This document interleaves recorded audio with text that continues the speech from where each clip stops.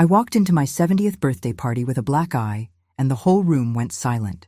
But what my son said next, and the shocking confession that followed, turned my celebration into a family mystery you won't believe. Stay with me, because the real shock is nothing like you'd expect. I'm standing in the hallway, smoothing down my favorite blue dress, the one with the little white polka dots that always makes me feel a bit like Lucille Ball. Minus the red hair and the wild antics, well, most of the time.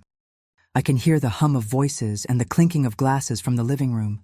My family, my friends, all gathered for my 70th birthday. 70! Can you believe it? I still remember when I thought 40 was ancient. Now, here I am, a certified member of the I've Seen It All Club, about to make my grand entrance. I take a deep breath, square my shoulders, and push open the door. I'm ready for the applause, the hugs, maybe even a little shimmy to show the grandkids that Grandma's still got some moves. But the second I step into the room, everything stops. I mean everything. The laughter, the chatter, even the background music. Someone must have hit pause on the playlist, or maybe it just felt that way. All eyes are on me, and not in the, "Oh, look at the birthday girl," kind of way. No, this is more like the "did she just walk in with a raccoon on her face" kind of way. I freeze, one foot still half in the hallway, and suddenly I'm hyper-aware of the throbbing under my left eye. I'd tried to cover it up with a little concealer, but let's be honest, there's only so much a tube of drugstore makeup can do when you're dealing with a bruise the size of a golf ball.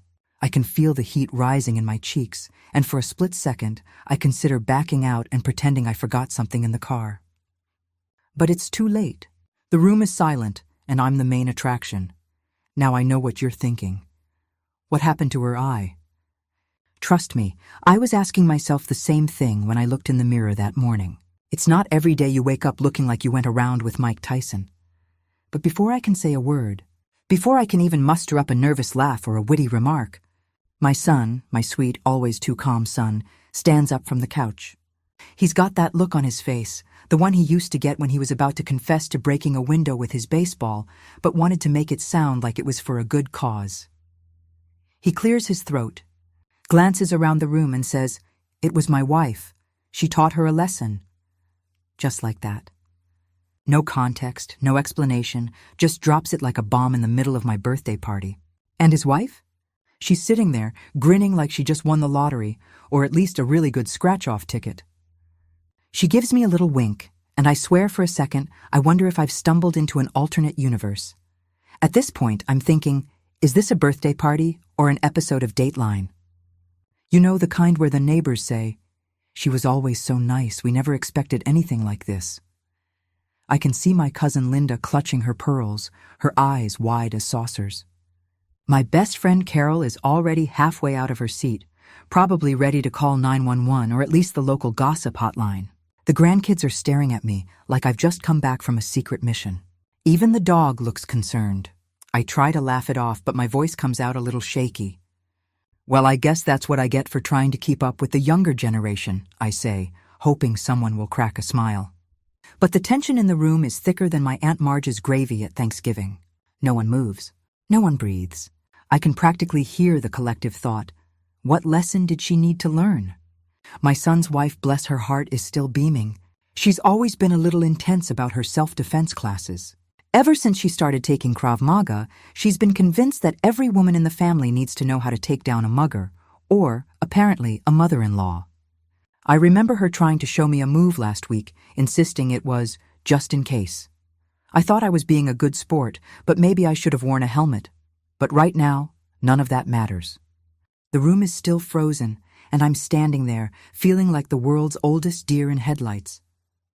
I glance at my brother Joe, hoping he'll crack a joke and break the tension, but even he looks stunned.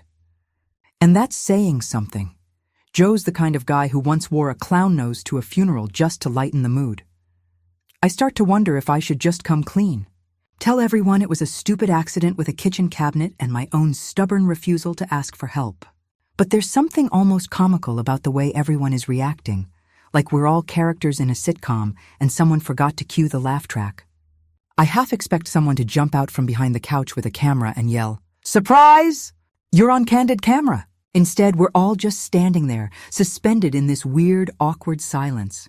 And in that moment, I realize that maybe, just maybe, this is the most excitement my birthday has seen in years. After all, who needs cake and candles when you've got a mystery bruise and a room full of suspects? So I take a deep breath, straighten my shoulders, and decide to own it. Because if there's one thing I've learned in 70 years, it's that sometimes you just have to laugh, even when you're the punchline. Now, let's rewind a bit, because if you're anything like me, you want the real story, not just the headline. The truth is, the bruise under my eye wasn't the result of some dramatic family feud or a secret self-defense lesson gone wrong. No, it was the result of a little mishap with a kitchen cabinet and my own stubbornness, a combination that, in my experience, is more dangerous than any black belt. You see, I've always prided myself on being independent. I don't need help reaching the top shelf. Thank you very much. I don't need anyone to tell me how to open a jar or carry in the groceries. But apparently, what I do need is to remember that kitchen cabinets have a nasty habit of swinging back at you when you least expect it. It happened 2 days before my birthday. I was in the kitchen, humming along to some old Motown, trying to get a jump on the potato salad before the family descended. I reached up for the big glass bowl, my favorite, the one with the little blue flowers around the rim. I'd told myself 100 times to ask my son to move it to a lower shelf. But did I listen? Of course not. I stretched, I reached, and just as I got my fingers around the rim, the cabinet door decided to make a break for it. Bam! Right in the eye. I saw stars and not the good kind. I muttered a few words I won't repeat here. Let's just say the dog learned some new vocabulary. And when I looked in the mirror, there it was. A bruise already blooming like a storm cloud. Now, here's where my daughter-in-law comes in. Bless her heart. She's been on a mission to turn every woman in the family into a lean, mean self-defense machine. Ever since she started taking those Krav Maga classes, she's been convinced that the world is just waiting to jump out from behind a bush and attack us. She's always saying things like, "You never know, Mom. You've got to be prepared." She's shown me how to break a chokehold with a flick of the wrist, how to jab someone in the throat with my keys, and how to use a can of hairspray as a weapon. I love her enthusiasm, but honestly, the most dangerous thing I've faced lately is a stubborn jar of pickles. So, when my son made that announcement at the party, it was my wife she taught her a lesson. She just beamed with pride. Like she'd finally turned me into Wonder Woman. I could see it in her eyes. She was already picturing me fending off muggers in the grocery store parking lot, or maybe starring in my own action movie. Grandma, The Reckoning. I'll admit, the idea of being an action hero at 70 is kind of appealing. Maybe I could get a cape to go with my orthopedic shoes. But the room? Oh, the room was in chaos. My cousin Linda, who's always been a bit dramatic, clutched her pearls so hard I thought she might snap the string. She's the type who faints at the sight of a paper cut, so a black eye at a birthday party was almost too much for her delicate constitution. My best friend Carol, who's never met a crisis she couldn't handle, leaned over and whispered, "Should we call someone?" I could see her mentally running through the list of emergency contacts, just in case we needed to form a search party or call in the National Guard. And my grandkids? Oh, their faces were priceless. They looked at me like I'd just come back from a secret mission, wide-eyed, mouths open, as if I'd been off fighting crime in the streets instead of wrestling with a kitchen cabinet. I could almost hear their little brains working. Is Grandma a superhero? Did she really get in a fight? Can we tell our friends at school? I half expected them to start checking me for hidden gadgets or ask me to show them my ninja moves. Have you ever been the center of a family scandal you didn't even know you were part of? Let me tell you, it's both terrifying and a little bit thrilling. On the one hand, I wanted to crawl under the table and hide until everyone forgot about the bruise. On the other hand, there was something oddly exhilarating about being the talk of the party. For once, it wasn't about who brought the best casserole or who was still holding a grudge from last Christmas. It was about me and my mysterious black eye. Of course, I knew I'd have to come clean eventually. I could already see the questions forming on everyone's lips, the whispered conversations in the corners of the room. Did you hear what happened to her? I bet it was that self-defense class. Maybe she finally stood up to that neighbor with the barking dog. The possibilities were endless. And honestly, a little more exciting than the truth. But before I could set the record straight, the chaos in the room reached a fever pitch. My brother Joe, always the joker, started making up wild stories about how I'd fought off a gang of purse snatchers at the mall. My son's wife was giving impromptu self-defense demonstrations in the corner, using a throw pillow as her attacker. Even the dog was getting in on the action, barking every time someone mentioned the word fight. And there I was, standing in the middle of it all, bruised but not broken, wondering how a simple kitchen accident had turned into the family event of the year. Maybe that's just how it goes when you've got a family like mine, full of love, laughter, and just a little bit of chaos. And honestly, I wouldn't have it any other way. Just as I'm about to clear things up, ready to confess to my own clumsy run-in with the kitchen cabinet and put an end to the wild theories swirling around the room, my brother Joe steps forward. Now, if you know anything about my family, you know Joe is the resident prankster, the one who can't resist a good joke, even at his own expense. He's the guy who once replaced all the family photos in my hallway with pictures of Elvis for April Fool's Day, and who still claims he can burp the alphabet, and, unfortunately, often tries to prove it at family gatherings. But this time, there's something different about him. He's got that rare, serious look on his face, the one he usually reserves for big moments, like wedding toasts or when he's about to reveal the winner of the family chili cook-off. The room, already buzzing with speculation, goes quiet again. Even the grandkids stop fidgeting, sensing that something important is about to happen. Joe clears his throat, glances around the room and says, "Before anyone jumps to conclusions, I have something to confess." His voice is steady, but there's a twinkle in his eye that makes me wonder if he's about to launch into another one of his tall tales. The whole room leans in, hanging on his every word. I can practically feel the suspense thickening the air, and for a split second, I wonder if he's finally going to admit to stealing my Halloween candy back in 1962, a crime he's denied for decades, despite all evidence to the contrary. I brace myself, half expecting him to pull a Snickers bar out of his pocket as a peace offering. But no, Joe has something else up his sleeve. He looks right at me, then at the rest of the family and says, "It wasn't the self-defense class. It wasn't a kitchen accident. It was the family's annual pillow fight. And yes, I am the real culprit. I swung, she ducked, and the rest is history." For a moment, there's stunned silence. You could hear a feather drop. Then as the words sink in, the room erupts. Laughter bubbles up from every corner, rolling through the crowd like a wave. My cousin Linda, who had been clutching her pearls so tightly I thought she might faint, lets out a relieved giggle. My best friend Carol, who was still eyeing the phone as if she might need to call for backup, bursts out laughing, shaking her head in disbelief.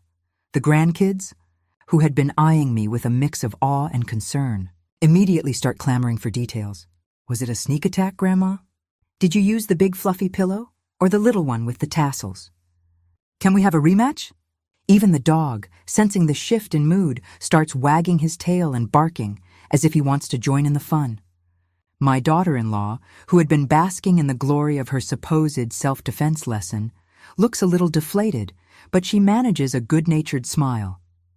After all, you can't win them all, and in this family, the truth is often stranger and funnier than fiction. Joe, ever the showman, launches into a dramatic retelling of the infamous pillow fight.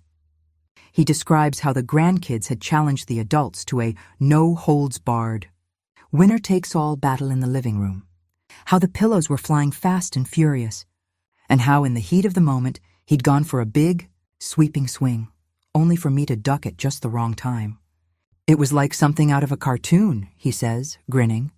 "One second, I'm aiming for her shoulder. The next, she's bobbing and weaving like Muhammad Ali, and then, bam! Right in the eye. I swear I thought I'd killed her. But she just popped up, laughed, and said, 'Is that all you've got?'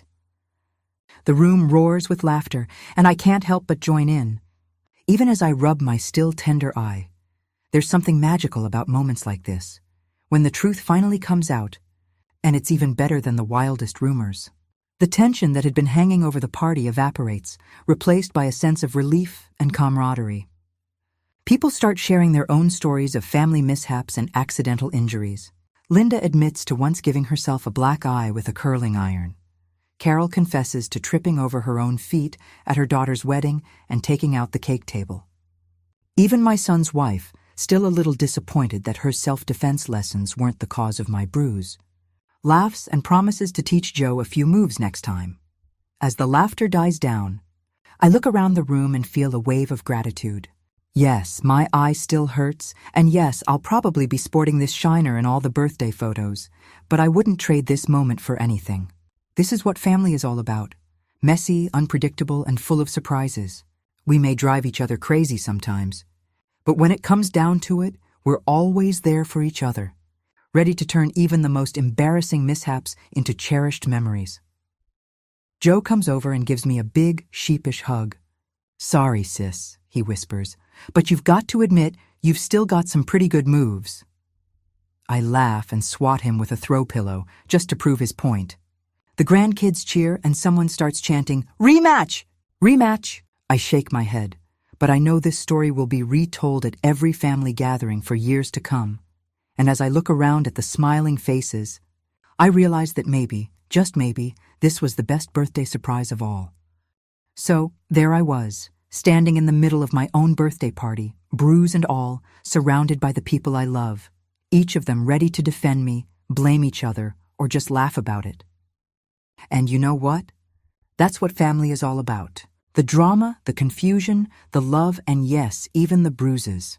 I looked around at the faces, some still red from laughing, others shaking their heads in disbelief, and a few, like my cousin Linda, still clutching their pearls as if the next family scandal was just around the corner. My grandkids were buzzing with excitement, already plotting the next family pillow fight. And my son's wife was quietly Googling how to teach self-defense to stubborn mothers-in-law. Even the dog seemed to be in on the joke, wagging his tail and looking at me as if to say, "See, you're not the only one who gets into trouble around here." It's funny, isn't it? How the moments we dread, the ones that make us want to hide under the table, often turn out to be the ones we remember most fondly. I'd spent the whole morning worrying about how I'd explain my black eye, rehearsing stories in my head, and wondering if I could just blame it on a rogue mascara wand. But in the end, it didn't matter. The truth came out, as it always does in families. And instead of judgment or pity, I got laughter, hugs, and a few good-natured jabs, pun intended, about my boxing career. I realized, standing there in the middle of the chaos, that this was exactly what I wanted for my birthday, not a perfect party, but a real one. One where people could be themselves, where mistakes turned into stories, and where love was the glue that held us all together, even when things got a little messy. As the evening wore on, the party settled into that comfortable rhythm that only happens when everyone's had a slice of cake and a glass of wine, or two. The kids ran around the backyard, reenacting the infamous pillow fight, complete with dramatic slow-motion falls and exaggerated cries of, "No, Uncle Joe, not the face." The adults gathered in little clusters, swapping stories about their own family mishaps, like the time Aunt Marge accidentally set the Thanksgiving turkey on fire, or when my brother Joe tried to fix the leaky faucet and ended up flooding the kitchen. Every story was met with laughter and a sense of shared understanding, as if we were all in on the same joke, that life is unpredictable, and sometimes the best thing you can do is just roll with it. At one point, my best friend Carol pulled me aside, her eyes twinkling. "You know," she said, "I think this is the most fun I've had at a birthday party in years. Who knew a little Bruise could bring out the best in everyone?" I laughed and told her that if I'd known, I would have started walking into cabinets years ago. She snorted and said, "Don't you dare. We need you in one piece for the next family reunion." We hugged, and I felt a wave of gratitude for the people in my life who could find humor in even the most unexpected situations. Later, as the sun began to set and the last of the guests trickled out, I found myself alone in the living room, surrounded by empty plates, crumpled napkins, and the lingering scent of birthday candles. I sat down, kicked off my shoes, and let out a long, contented sigh. My eyes still ached, but my heart felt full. I thought about all the times I'd worried about things going wrong, about saying the wrong thing, making a mistake, or not living up to everyone's expectations. But tonight had shown me once again that perfection is overrated. It's the imperfections, the surprises, and the laughter that make life worth living. I started to gather up the plates, but my son came in and gently took them from my hands. "Sit down, Mom," he said. "You've done enough. Let us take care of the rest." I smiled, feeling a little teary-eyed, and let myself be taken care of for once. It's not always easy to let go, to admit that you need help, or to accept that you can't control everything. But tonight, I realized that sometimes the best thing you can do is just show up, bruises and all, and let the people who love you do the rest. So, let me ask you, what's the wildest thing that's ever happened at one of your family gatherings? Have you ever been the accidental star of your own soap opera? Maybe you set the tablecloth on fire, or your grandchild announced a family secret at the dinner table, or you found yourself in the middle of a pillow fight you never saw coming. Whatever it is, I hope you can look back and laugh, knowing that these are the moments that make life rich and memorable. If you enjoyed this little slice of my life, don't forget to hit that subscribe button. Because trust me, at 70, the stories are just getting started, and you won't want to miss what happens next.